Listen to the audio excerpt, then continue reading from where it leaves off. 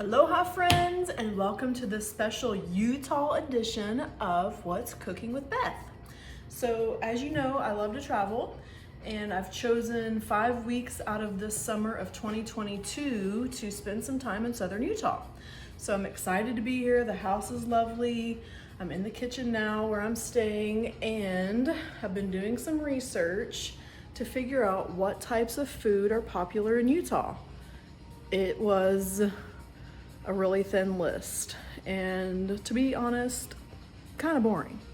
I found out that they make really good thick milkshakes, that they make a potato casserole called funeral potatoes. I'm not interested in eating nor cooking something called funeral anything.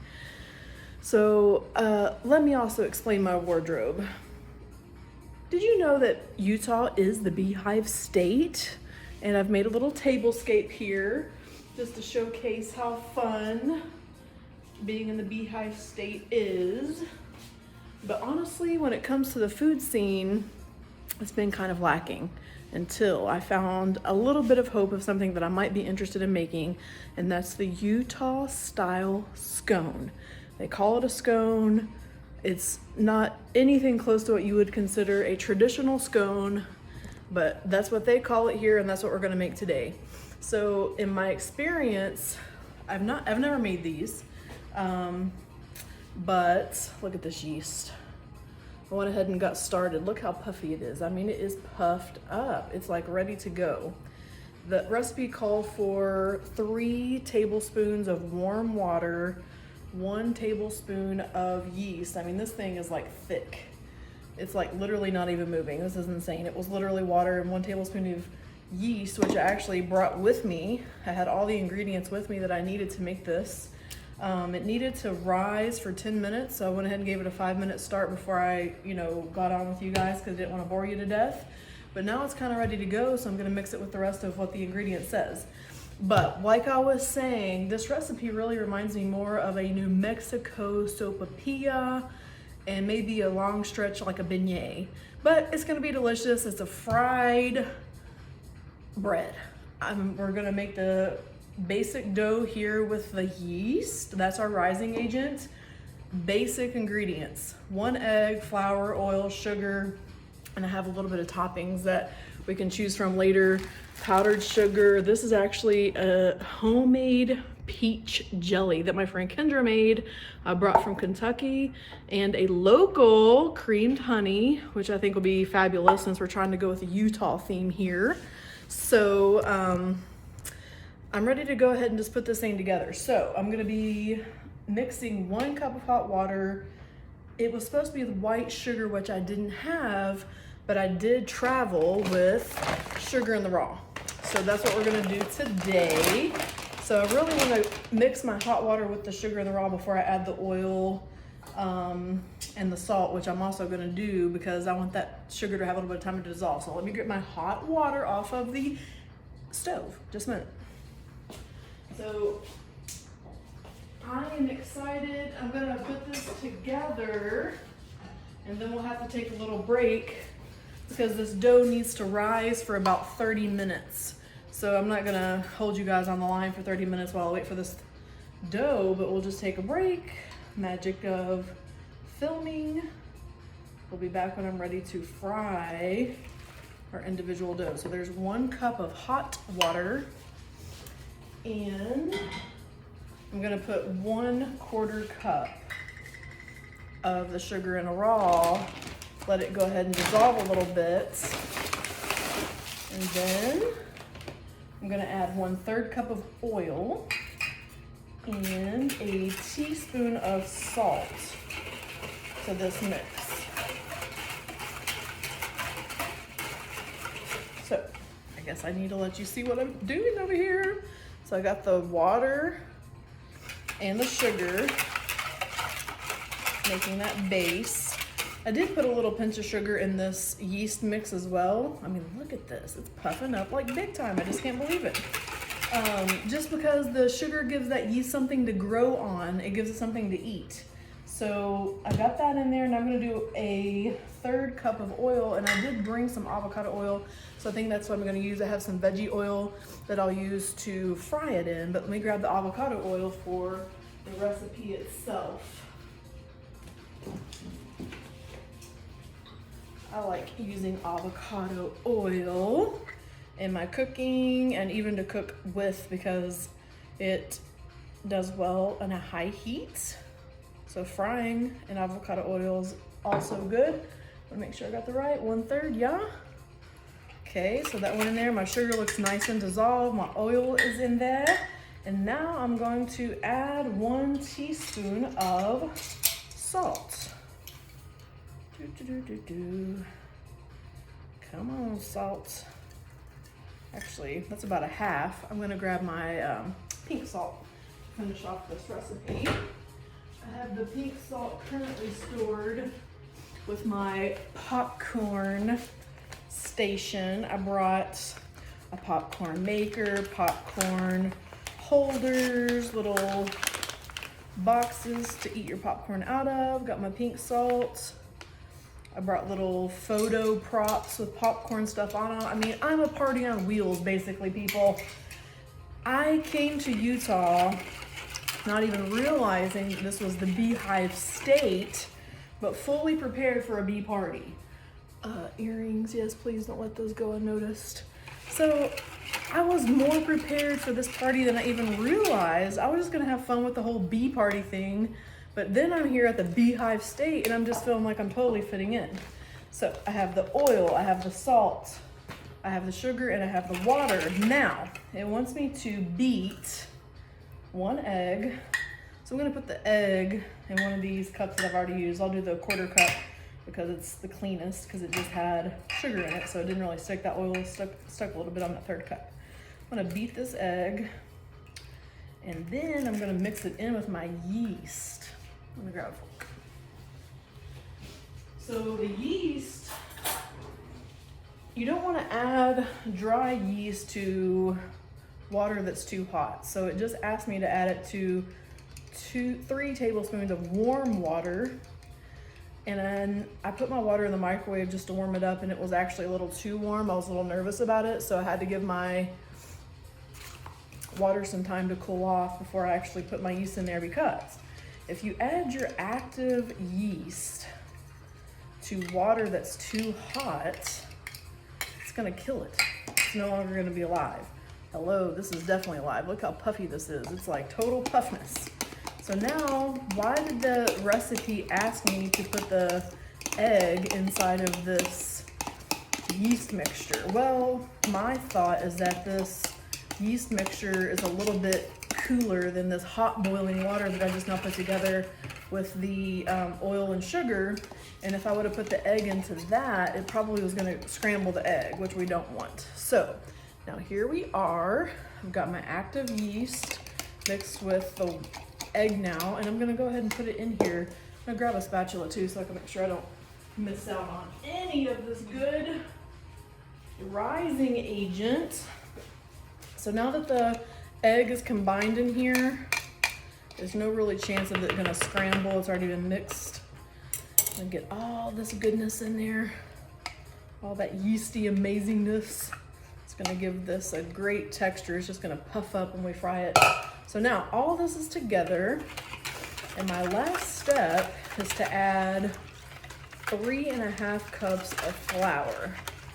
So we've got water, sugar, oil, a little bit of salt, yeast. Basic recipe. So now 3.5 cups of flour to this. We're gonna knead it for about 5 minutes. My hands are clean. Made sure I washed them a few times before I started this. So I'm gonna go ahead and measure out 3.5 cups of flour. And I'm gonna go ahead and mix it in as I do it. So here's 1. So I'll mix that in with my fork. And then as it starts getting thicker and thicker, I'll start using my hands. But for now, I'm just gonna kind of blend this in here with a fork. So there's 1 cup of flour. into the mixture. It's not too thick yet. And then I'm gonna get the other two in here. So why on earth am I in southern Utah? Well, each year I try to rent a house for a month and I use it to host family and friends and get to explore different areas of our country. So this year, my auntie was actually planning a trip cross country and had this area on her radar. So per her request, we landed in Utah, and it's been a great spot. Her and her husband got to come visit that first week here, which was fun to entertain them. They had been camping for 2 weeks and just enjoying some beautiful views and some just scenery that's not typical to the area where they live. So it's been a cool spot. And then, you know, got to have a little reprieve here at the house and spend some time together. We got to explore the area that we're staying in. We went to Sand Hollow, got to go swimming, see some trucks and vehicles getting stuck in the crazy thick sand there. It's like powder sand. It's nuts. It's red, and it's like it's hard to even walk in, and these big trucks are driving in it and getting stuck. It was completely nuts. So we got to do that. We got to drive to Zion, which is just about an hour away from where we're staying. It was a beautiful, awesome day to go. And then after they left, my mom and my dad and my brother and my 2 nieces got to come. So we've enjoyed being at the house. We have a lovely saltwater pool and jacuzzi. We've got to explore Bryce Canyon, Zion. My parents went to the Grand Canyon for the day. It was only a 2.5-hour drive. So staying here in southern Utah, although in my opinion, it's not really a foodie hotspot, it's definitely an adventurous hotspot. So now my hands are in here. I got 3.5 cups of flour. So I'm just going to kind of work this in here for about 5 minutes, making sure everything is completely combined and getting that gluten worked up a little bit. And then we're just gonna let this rest in a well-greased bowl for about 30 minutes so it can double in size. And then after that, we're gonna roll it out, cut it into whatever shape you want. I'm gonna traditionally cut it into a rectangle and cut them and fry them. That's the quick and easy part. And then as soon as they come out of the oil, let them cool a little bit, put whatever favorite topping you want on there.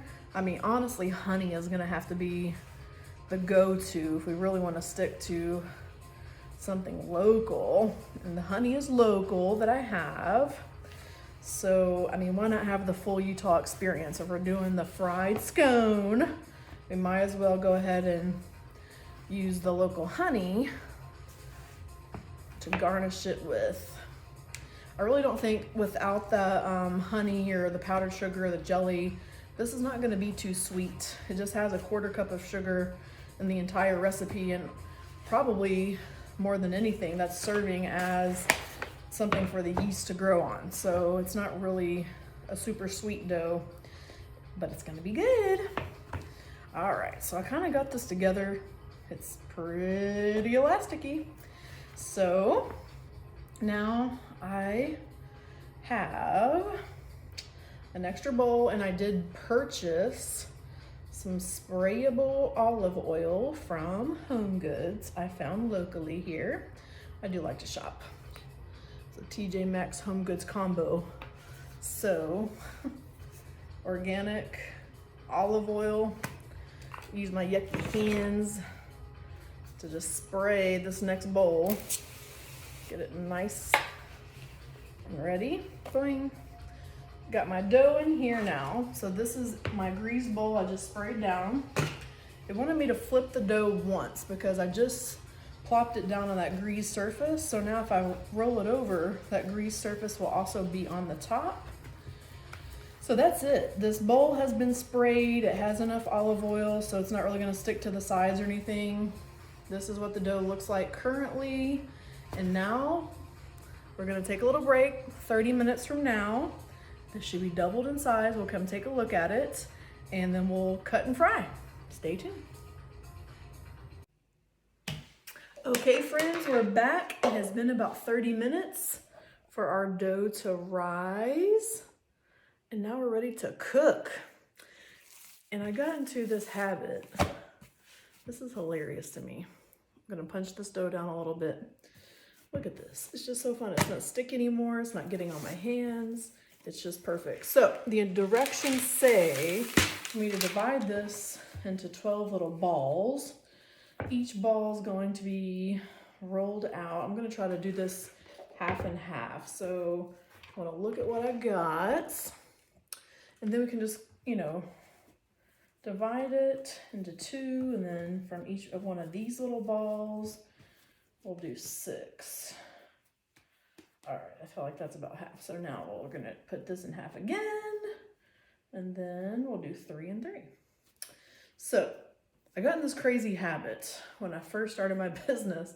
I was training admin, and I don't know why. One day I was training this girl and the phrase cooking with grease got into my brain. And it was like everything I said to her that whole week, she learned something new, a new skill. Then I'm like, now we're cooking with grease. And I couldn't help myself. Like that phrase never pops into my brain. I never say that.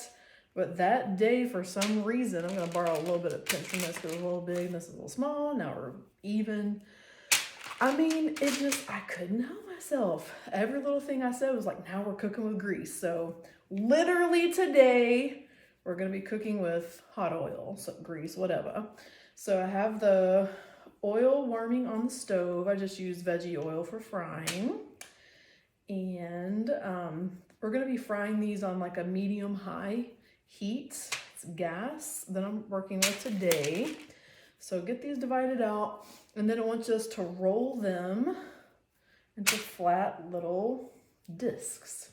And that's how we're gonna fry them. So one thing I did not bring on this trip, and I have in the past, is a roller, like a pastry roller. But I don't have that today. So I'm just gonna use this cup. It's a plastic cup, it works. And honestly, these are so small that I could probably roll them, just pinch them down with my hand. But we'll at least see what we're gonna do with this. So you can make a square, you can make circles. We get these in about 1 inch thick. So here we go, dust it off. I don't wanna get my oil too thick. So I don't wanna have a lot of excess flour on these.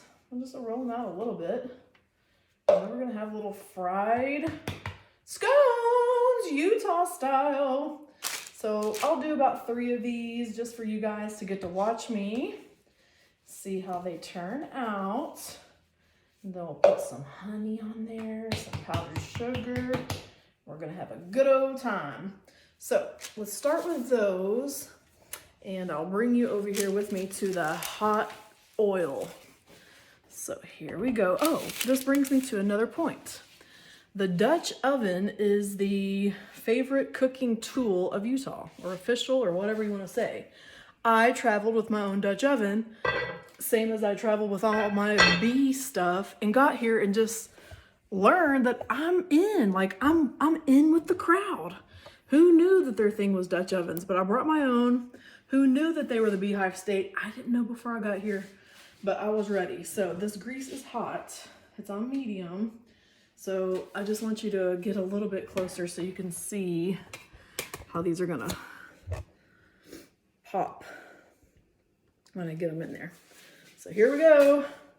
Number 1. Hear that? It's cooking. I'm gonna turn my heat up just a little bit. Okay, it's came to the top. I'll let it go just for a second, then I'm gonna flip it around. I'm also going to go ahead and put some paper towels down on my cute little tray that I brought so that it can soak up any excess grease. Look how brown that is. so when I get these on, it can rest and absorb some of this extra oil. And then we're gonna have a snacky poo. So I had a meeting on Friday with my marketing manager who was present for the episode that I did in New Mexico with the green chili ranch. And he brought to my attention that I have been neglecting my fans and not really cooking much. So this is for you, Luke.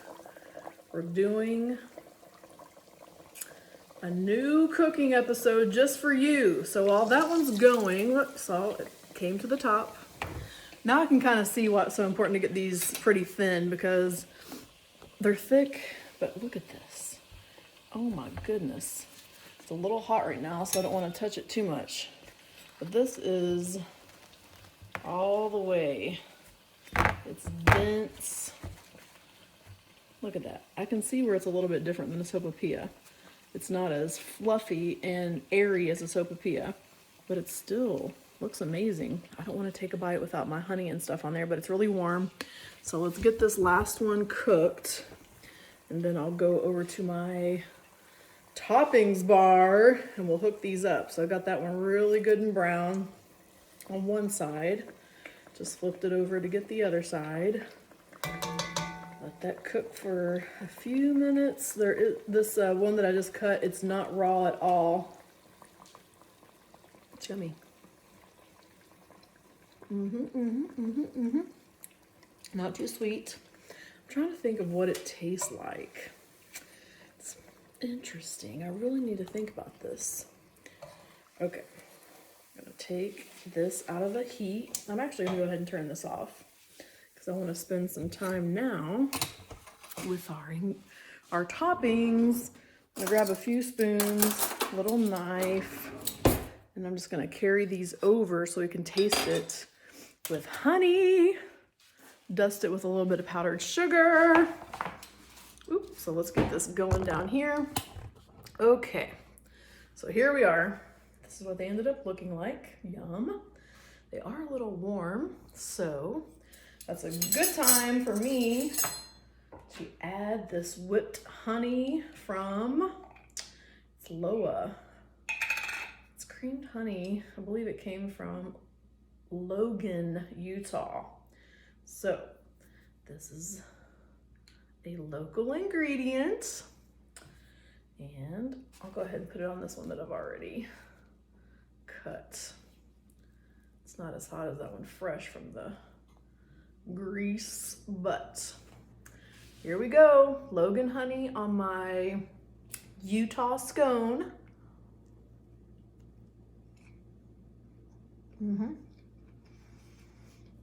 So a little bit of crunch on the outside. Really sink your teeth into this like chewy,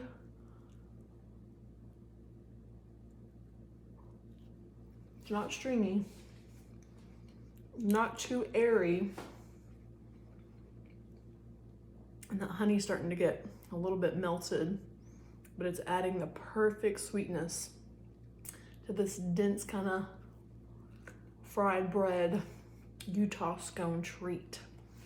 So I'll dust this next one with a little bit of powdered sugar. That's probably good. Try it with butter, try it with jam, try it with a little drizzle of chocolate sauce. We're here in the Beehive state making Utah scones, and let me just say, it was worth it. Aloha.